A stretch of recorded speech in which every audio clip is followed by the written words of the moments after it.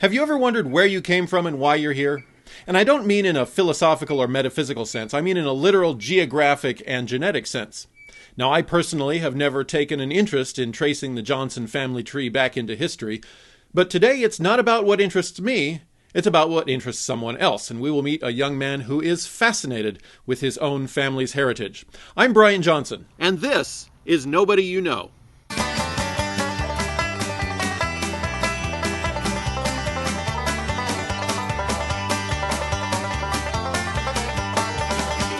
Hello and welcome to Nobody You Know, and today my guest is a friend of mine, Luke Hannay. Hello. And in getting to know him over the past summer, I noticed he was wildly enthusiastic about his family history, which goes all the way back to Scotland. And so first, because I've seen a lot of people get involved in this is a subject in general I just don't care about. And I don't mean you. That's not a put down on you, but I mean, my mom told me that we're Irish, English, and Danish, and that I have a traceable bloodline to Oliver Cromwell. But I've never. I mean, people really get into this. I personally have just never cared to trace my history and find out all of that. What got you fascinated in finding out, apparently, everything you can about the Hannay clan? So, my family is on my dad's side. My mom's side is German, a little bit of German, but my dad's side is back to my grandfather, almost entirely Scottish. And so there's a lot of family tradition in all of our old pictures. You can see our family coats and like tartans being worn in old pictures when I go back that I didn't really pick out then. And it was just such an important part of our family, just being a very traditional family, and to know your family's heritage was something to be treasured. And I grew up valuing that, and I just wanted to learn everything I could about where I came from, what my family had done, and who our family was. Okay, fair enough. So, narrowing it down now specifically to you, tell us about the Hannay clan. So Clan Hannay, we have each member of the Hannay family, we have our own book that details... This is going to be fun with the traffic behind us, but we'll make it do. That details the family history. So this is our families, my families. This is our clan tartan and coat of arms. I'm going to cut in here. Where does this book come from? This comes from just our family history. And But who put it together? I think it was my great-grandmother. Okay. It was someone in our family history who got together all these documents and typed it all out. And so it's a detailed document with names and dates, who was born when, and a lot of this was collected from not the Scottish Library, wherever they keep birth records. Okay.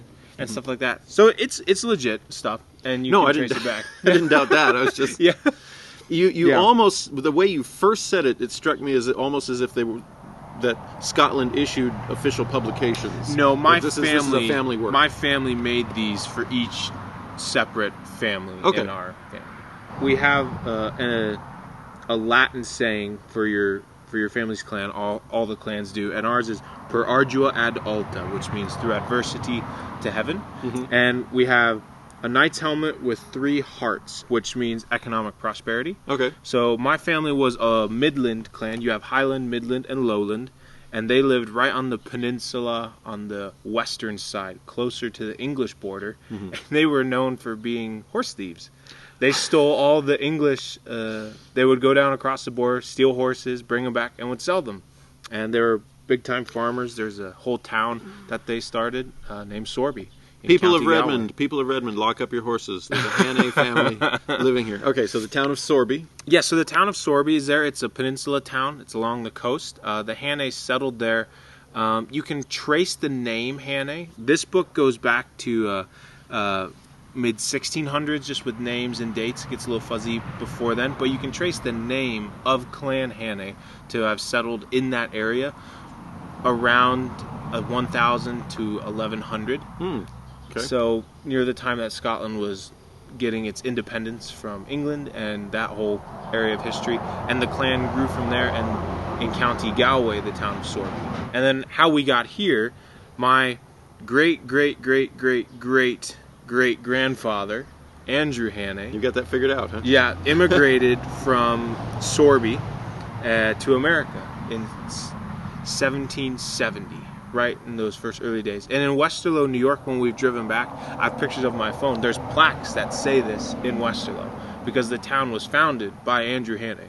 Okay. And so there's a Hannay museum in Westerlo, New York. Wow. So detailing all these things and see, I'm just Johnson. We're so everywhere. There's no such Yeah. thing as one museum for one person. It's just, you know. But And the Hannays pretty much lived exclusively in Westerlo for the next 170 years, really, until my family, my dad and my mom moved out to Oregon for work-related stuff, and it was kind of strange. People were like, "A Hannay's leaving Westerlo." Like, what? So wait, you said your dad was actually like the generation that moved out? Yep. Okay. There had been some like distant cousins that had left, but like ones that were of like the bloodline, the direct bloodline, none had really ever left Westerlo, Okay. and so it was kind of a shock to people. You're going somewhere You're else. leaving. Yeah. What are you doing? All right. Yeah. What are some highlights from the Hannay history? Hannay history. Well, You told me one before we even got on camera about William Wallace, or you were... the name can be traced back to then, so I'd like to think there's no actual proof or record of them having fought in that war, but they came about around that time. So okay. Maybe they did, maybe they didn't. The place where it was settled even before then was settled by Norwegian Vikingers, Okay. which Viking just means raiding. Right. So Norwegian raiders liked that spot of land so much that they decided to settle there, and a short time after that, Clan Hannay emerged. So that could be a possibility of where Clan Hannay even came from. Mm-hmm.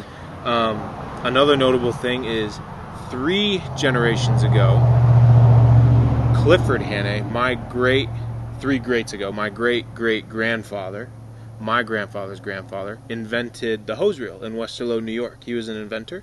So whatever you reel your hose on, he was the inventor of that. It had never been created before then. And his friend owned a fire truck, or they were a propane, or however they refueled homes with fuel, like for like natural gas? Natural gas okay. stuff. And he had to use a pail, and he hated it. Or he had to have a hose that he would hand unwound and then have to roll back up. And he told his friend, like, can you build me something that would, like, I know you're an inventor, that would make this easier. And he did. And he's like, this is incredible. You need to, like, make more of these. And so he did. And it became a big industry. And so now Hannay Reels, there's a factory in Westerlo, New York. So this little town, massive factory that makes hose reels that my dad and my uncle, my dad's older brother, still works for and whatnot. Yeah. Okay. All right. Tell me about, is the right word tartans? Yes. So our family... Go ahead and bring that into shot here. Okay. So this is our family tartan or crest. And this is what was on here with the deer. That's the coat of arms. Okay. So your family crest, ours is a cross with a crescent moon, and the main colors are white, blue, and yellow. So this is the pattern that my kilt would be. I haven't bought a kilt because I want to get one from Sorby. So when I graduate college, I want to travel to Sorby and spend some time there and actually get a kilt from my family. And every year they have a Clan Hannay meeting, so that'd be kind of fun to attend. And it has a clan name with the Latin saying per ardua ad alta. And yeah, so this would be on like banners or whatnot. And if you had a big flag on like the castle, that your coat of arms would be on that. And you see at the very top of the coat of arms is the crest. Yeah.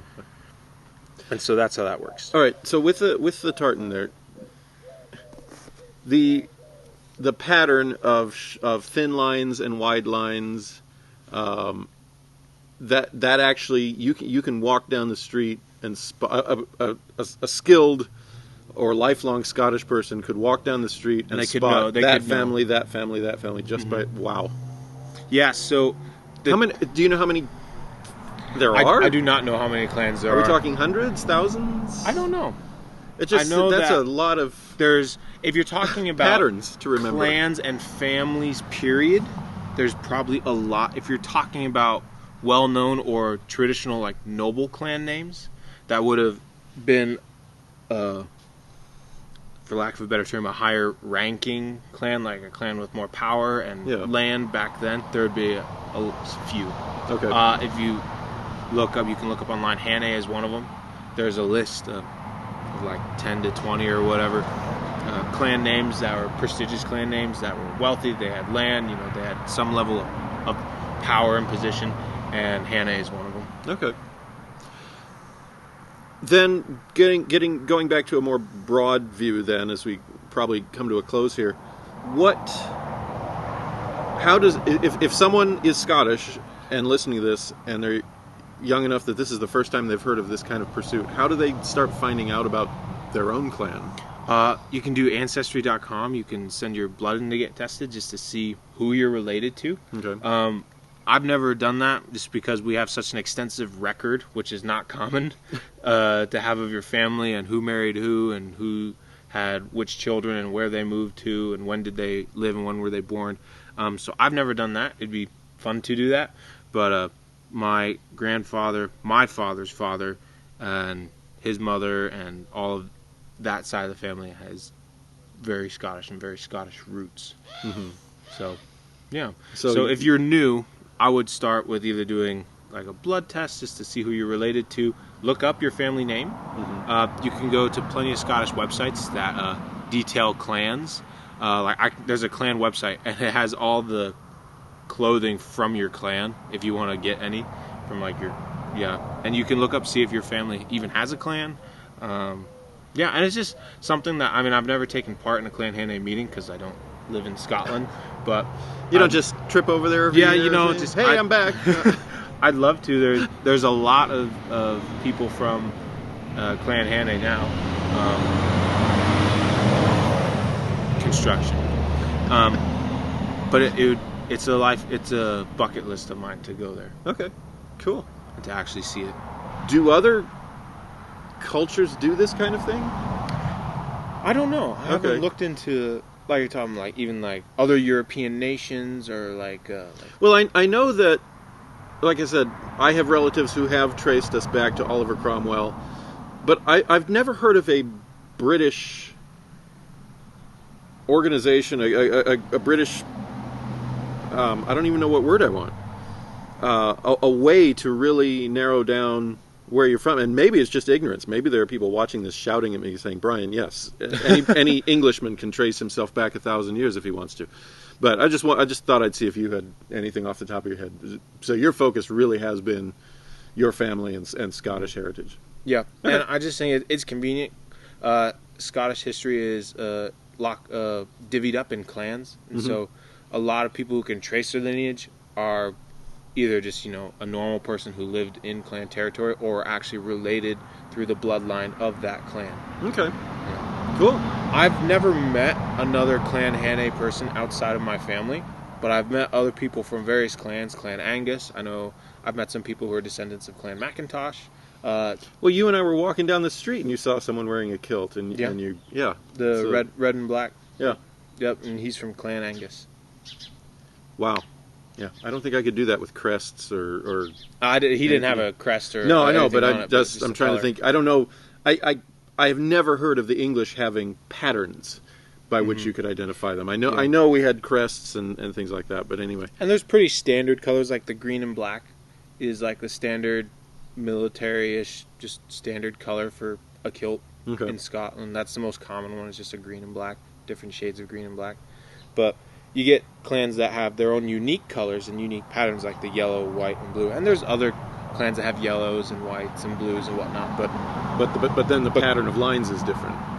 If they have the same color. I don't actually know that one. I've pretty much specifically researched Clan Hannay, so it'd be interesting to research other clans and see the difference. All right. Well, that'll give you something to do. There we go. If we're going to do a sequel on this, you got to know more next time. Okay. All right. I've been talking today with Luke Hannay and his fascination with his Scottish heritage, and I do hope you get to go to Sorby. Yes, me too. And pick up an actual kilt made of the Hannay. I'll wear it. The Hannay tartan. Okay. And then I'm supposed to remind you now that if you like this episode, click the like button, click the subscribe button, the little bell next to it so you get notifications. And we try to see if we can get the subscriptions up way high on this thing, make this show go nationwide and then worldwide so that I have a budget to actually meet people outside of Redmond and Bend. I think you're episode 6. Four of my first 6 episodes have been people I already know. Which is fine. Hey, life's not about what you know, but who you know. I know. I'm hoping someday to expand. Yes. That's all. People will start calling you to be on your show. Exactly. So that, I think, wraps it up. I've given you all the information. Yes. So thank you for watching. I'm Brian Johnson. This is Nobody You Know, only now you do.